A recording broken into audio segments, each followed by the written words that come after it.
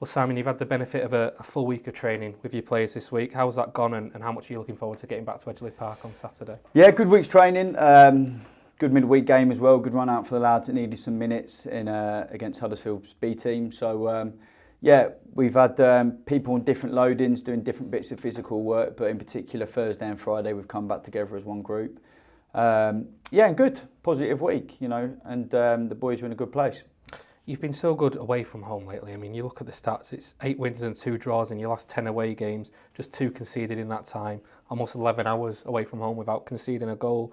How do you look to translate that to your home form now? Is it a case of confidence, just needing that one to start a run?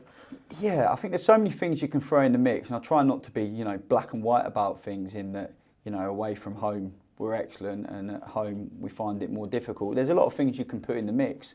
You know, none more so than your opponents sometimes who, you know, are so resolute in what they're trying to do, perhaps in stopping us and limiting us. And, you know, we actually find similar scenarios, you know, away from home, actually. I mean, last week's 0-0 draw at Bournemouth, all right, we haven't created loads, but we still had the, you know, the more clear-cut chances in the game. So, you know, the game actually didn't differ too much at home, I felt, from a Grimsby team that have come to, you know, contain us and perhaps nick a chance. So, yeah, we're always going to have them problems to solve.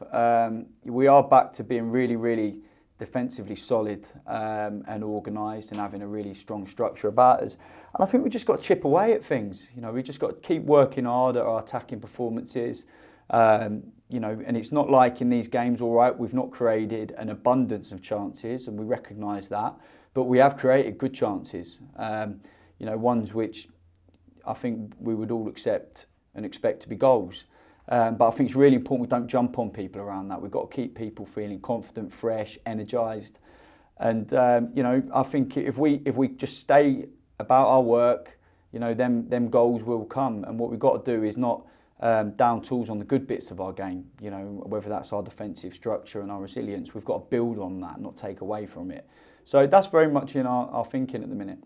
It's a bit of a hot topic at the minute. What's the latest on the injury front going into the game on Saturday? Well, I think you know, we're certainly still not a place we want to be, obviously, you know, but people are making progress.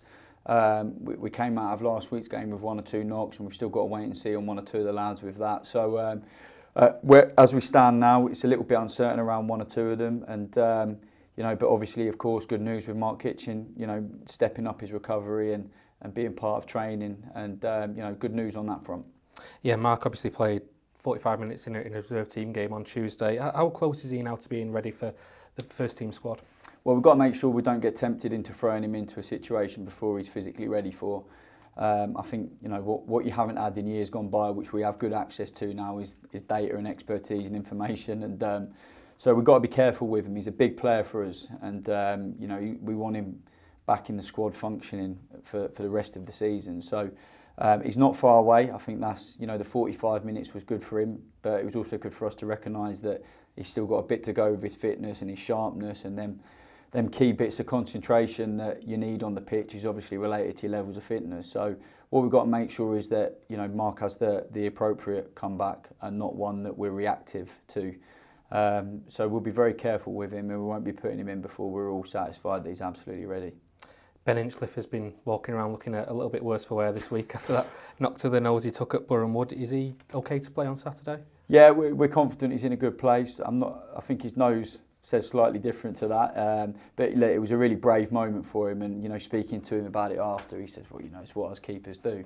But we can't underestimate that. Credit to him, he stayed on the pitch with a really nasty injury, got through the game for us. But yeah, we're confident he's in a place that he's able to play for us. Looking back at your interview last Saturday, you mentioned that you felt injuries were having an impact on how you were able to set up tactically. Yeah. Is that an indication that in the future you are wanting to explore different setups, different formations once everyone's back fit? Yeah, I think our principles remain, but certainly I think sometimes game to game I want to be able to adapt what we do and what it looks like. But what we're also very clear about is that, you know, we're not just a club that just pull people in and out. You know, the shirt is precious, and whoever gets to wear the shirt, you know, we need to be right that they're confident, they're the right character, they're the right person, that, you know, our recruitment process is rigorous, and we've got So we don't want to be a revolving door, but we do obviously need to recognise that when we pick up certain injuries to key players, we need to make sure that we're robust enough to deal with it from a squad point of view. And of course, like most coaches and managers, different games require different things, and I have been hampered a little bit over the past couple of weeks, and I don't think that's necessarily anyone's fault. Sometimes you want to be a certain way, you want to be a tight, close-knit group that you believe in, that can win games, can do all the things that we want to do, and then a couple of injuries come along and it tests us. But we are reacting to that. Of course, we're a club that can react to that, I believe. We've got good processes in place, and I'm sure that we'll find a way to get us through this tricky patch. But we just got to concentrate on our jobs on the pitch. Our job on the pitch as the coaching staff, the manager, the players. No ego, no drama. We roll into the next game. We stay positive. We stay energised, and we deal with whatever comes our way.